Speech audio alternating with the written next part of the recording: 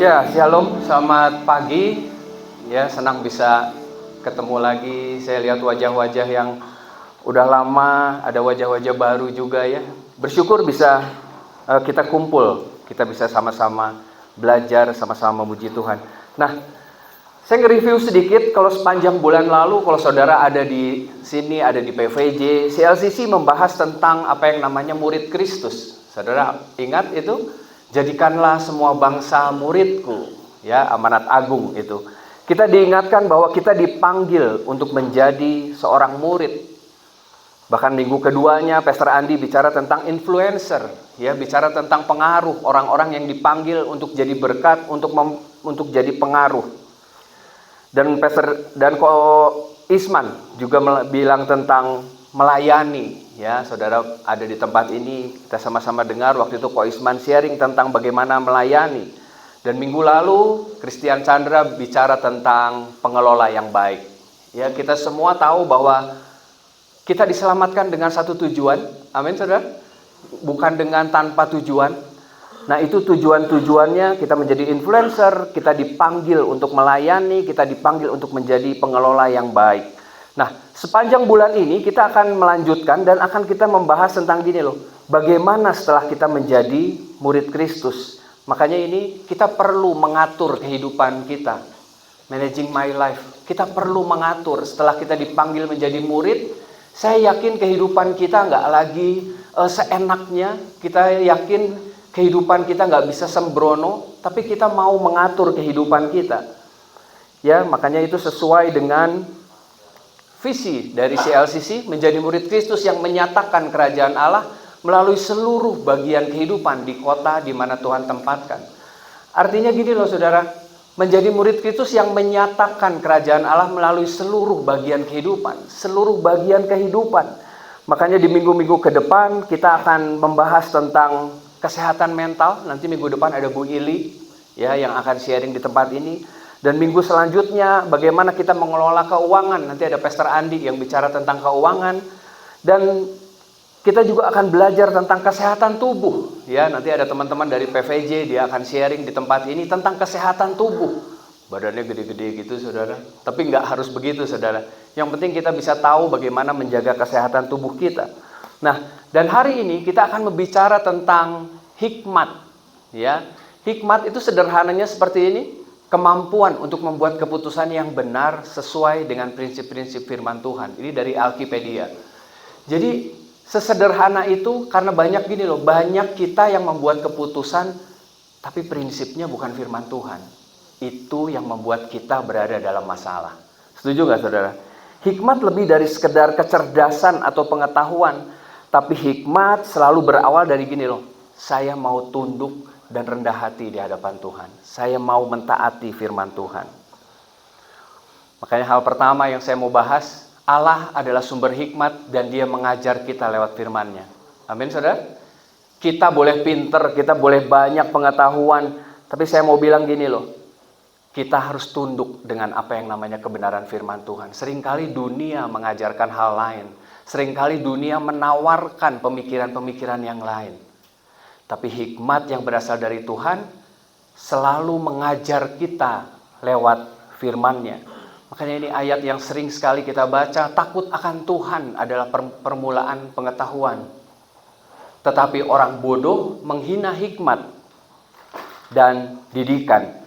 Artinya gini saudara, ini menunjukkan bahwa sikap hormat dan ketaatan kepada Tuhan adalah awal dari memperoleh apa yang namanya hikmat. Kalau kita nggak pernah taat, kita nggak mau datang dengan sikap rendah hati sama Tuhan, kadang kita punya pengetahuan kita sendiri. Betul? Kita punya kepengen kita sendiri dan dunia selalu menawarkan itu dan sepertinya kita jadi bingung. Jadi orang yang berhikmat adalah mereka yang mengenal Allah dan mentaati perintah-perintahnya. Pengetahuan kita boleh banyak, tapi saya berharap dasar dari semua yang kita tahu adalah takut akan Tuhan. Firman-Nya bilang begitu, takut akan Tuhan adalah permulaan dari pengetahuan. Beberapa waktu lalu saya ke home dan saya ketemu satu anak muda. Anak muda ini pintar sekali, dia di bawah 30 lah umurnya, tapi udah S2 teologi. Wah, pintar banget. debat-debatan gitu, wah pinter lah, pinter banget.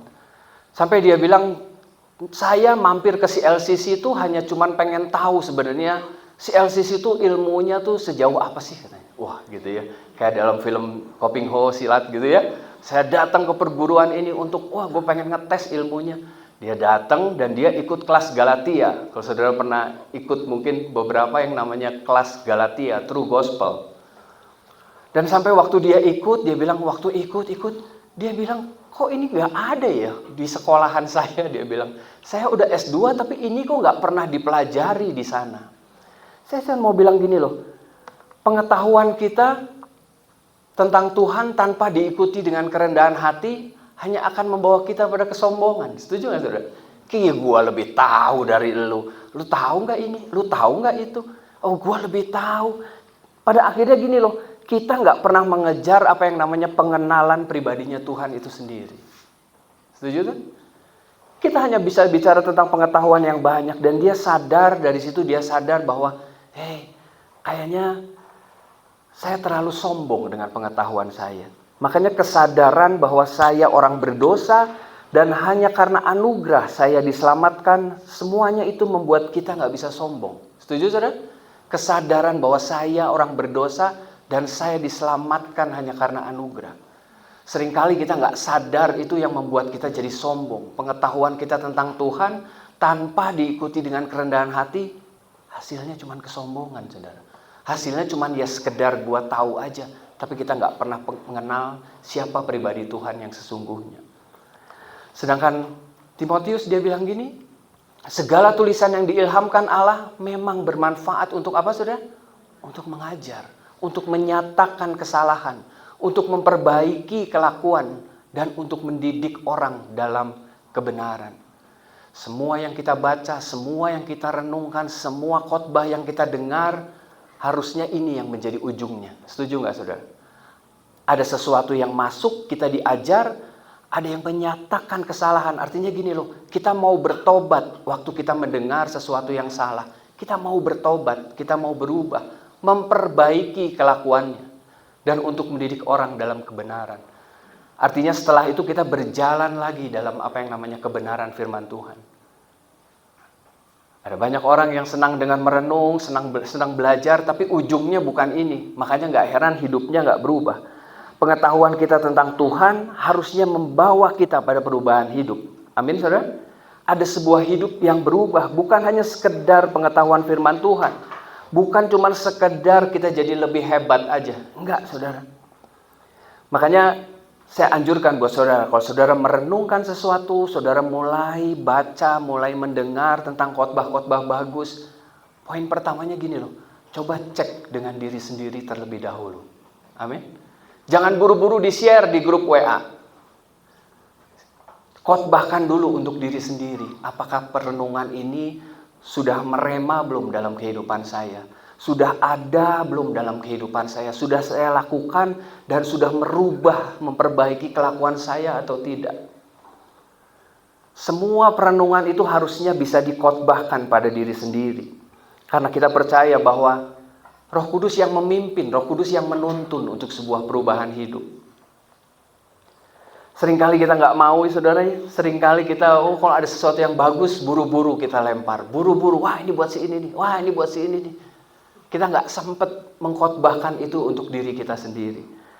Saya berharap dengan pengajaran hikmat, ini ujungnya dari semua yang kita renungkan. Segala tulisan yang diilhamkan Allah memang bermanfaat untuk mengajar kita, untuk menyatakan kesalahan, untuk memperbaiki kelakuan, dan untuk mendidik orang dalam kebenaran.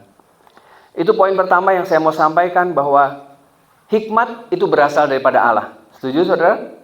Dan ini yang kedua, hikmat adalah dasar dalam mengambil keputusan. Kalau kita sadar bahwa kita mendapat hikmat dari Allah, harusnya keputusan-keputusan yang kita buat itu harusnya sesuai dong dengan firman Allah. Setuju nggak saudara?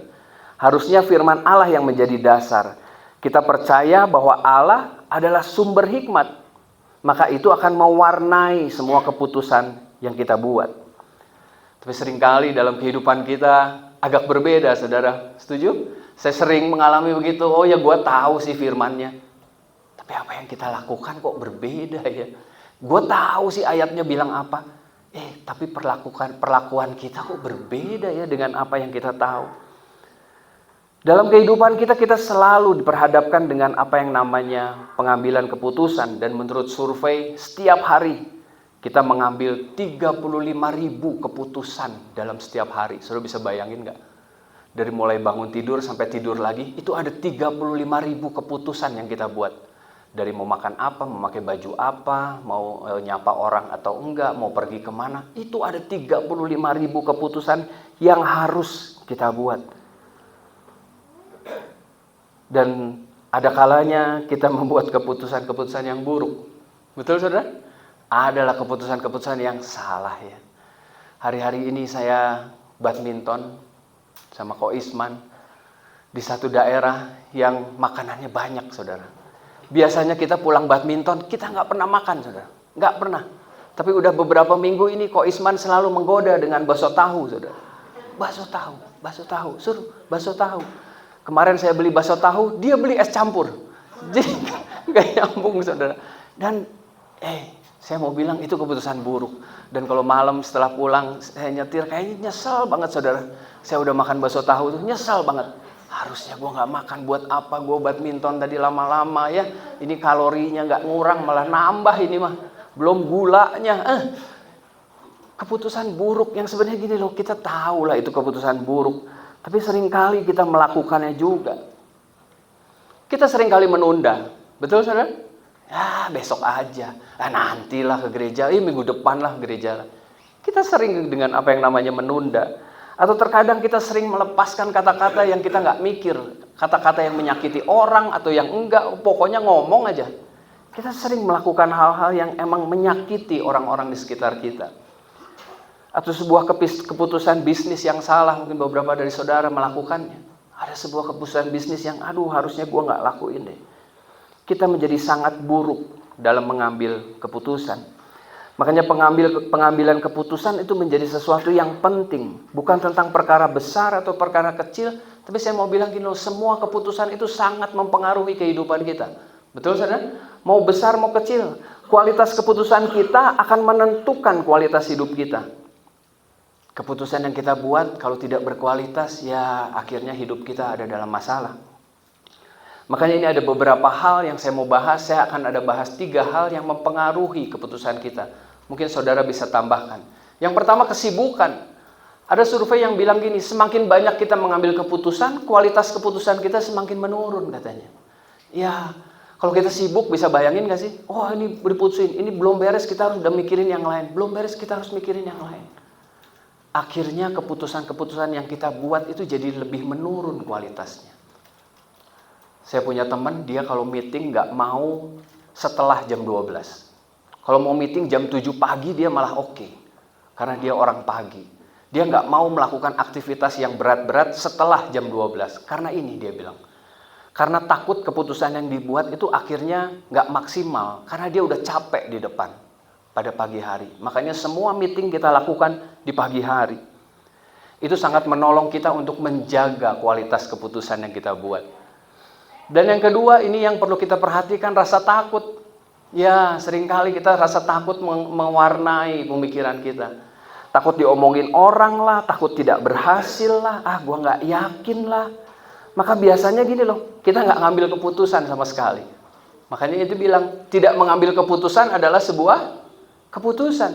Dan seringkali menjadi musuh untuk kemajuan. Yang ada gini loh, kita nggak kemana-mana. Saya mendampingi seorang anak muda, dia kelihatannya pernah dikecewakan dalam pacaran sebelumnya. Dan sampai hari ini dia nggak mau pacaran. Dia cuma bilang, laki-laki mah sama aja kok lah. Semua juga bohong, semua juga mengecewakan, nggak bisa dipercaya. Dan sampai hari ini dia nggak punya pacar, saudara. Saya cuma pikir, wow. Tidak mengambil keputusan adalah sebuah keputusan. Dan itu bisa menghambat kemajuan dalam kehidupan kita. Dan ini yang terakhir, emosional. Ya, kita semua pernah mengalami ini. Makanya kalau bilang gini, kalau lagi emosi jangan ambil keputusan. Setuju saudara? Kalau kita lagi emosi, lagi riweh, jangan ambil keputusan. Kalau kita lagi ribut, pasangan suami istri, jangan ambil keputusan apa-apa. Nggak cerai we lah, nggak sesuai indit we lah. Seringkali kita begitu. Kita mengambil keputusan waktu kita lagi emosi. Makanya emosi kita mungkin merupakan musuh utama dari keputusan-keputusan yang baik. Akhirnya gini loh, emosi kita mengalahkan logika kita. Dan yang akhirnya ujung-ujungnya kita jadi nyesel. Betul gak saudara? Akhirnya ujung-ujungnya kita bilang, aduh kenapa sih gue harus ngambil keputusan. Saya cuma bilang setiap kita bisa mengambil keputusan yang salah. Saya bahas ketiga poin itu yang umum. Mungkin saudara bisa renungkan, saudara bisa tambahkan sendiri bagaimana menjaga kualitas keputusan yang kita buat. Karena pada akhirnya saya mau bilang itu semua sangat mempengaruhi kehidupan kita. Ini ayat yang terakhir. Siapa mengindahkan teguran akan hidup sejahtera. Siapa yang enggan mengakui kesalahan berada dalam bahaya. Udah mau bikin keputusan yang salah, gak mau dikasih tahu. Saudara bisa bayangin betapa kacaunya hidup. Saya menghadapi beberapa yang konseling kurang lebih seperti ini. Udah mengaco keputusannya, ditegur nggak mau. Jadi maunya apa gitu? Ya akhirnya Amsal dia bilang gini, siapa yang mengindahkan teguran akan hidup sejahtera, tapi siapa yang enggan mengakui kesalahan berada dalam bahaya. Saya berharap kita bisa sama-sama belajar dari ayat-ayat itu, kita bisa merenungkan sesuatu, saudara. Kita perlu hikmat yang menuntun hidup kita, yaitu suatu kemampuan untuk membuat keputusan yang benar, sesuai dengan firman Tuhan. Tapi kalau kita nggak pernah merenungkan firman Tuhan, kita mana tahu standarnya, kita mana tahu apa yang sedang kita putuskan. Ini perenungannya, saya berharap kita bisa belajar sesuatu. Allah adalah sumber hikmat dan dia mengajar kita lewat firman-Nya. Ayatnya itu jelas banget. Saudara bisa renungkan itu, 2 Timotius 3 ayat 16. Kita sama-sama renungkan itu. Bahwa semua itu untuk mengajar kita, untuk merubah kelakuan kita, untuk mendidik kita. Saya berharap ini bisa merubah. Hikmat Tuhan itu bisa menjaga keputusan-keputusan yang kita buat karena kita bergaul erat sama firman Tuhan. Dan perenungan yang kedua, hikmat adalah dasar dalam mengambil keputusan. Saya berharap hikmat Tuhan sangat mewarnai. Makanya kalau keputusan yang kita buat bertentangan dengan firman Tuhan, saya mau bilang itu itu namanya bukan hikmat. Kalau kita bilang, oh yang penting mah berhikmat supaya kita bisa bohongin istri, itu bukan hikmat saudara. Itu bukan hikmat, saya mau bilang. Oh kita harus berhikmat, dagang mah ya ngecia sedikit mah nggak apa-apa. Saya mau bilang itu bukan hikmat saudara, bukan hikmat. Hikmat selalu sejalan dengan firman Tuhan. Hikmat selalu beriringan dengan kebenaran firman Tuhan. Makanya perlu diperhatikan kualitas keputusan kita menentukan kualitas hidup kita. Setuju saudara? Keputusan yang saudara buat hari ini, saudara harus menjalani konsekuensinya. Saya berharap hikmat Tuhan mewarnai setiap keputusan yang kita buat.